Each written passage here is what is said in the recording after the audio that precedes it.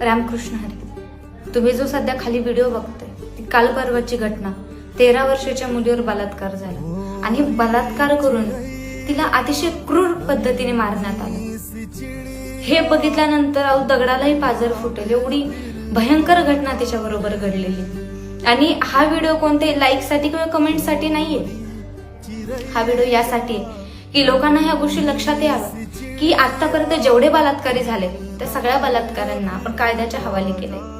पण कायद्याच्या हवाली करण्यापेक्षा तो कायद्याचा गुन्हेगार नाहीच आहे. तो गुन्हेगार आहे त्या 13 वर्षाच्या छोट्या मुलीचा, निरागस मुलीचा. तो गुन्हेगार आहे त्या निरागस मुलीच्या आईचा, ज्या आईने तिला 9 महिने पोटात वाढवलं.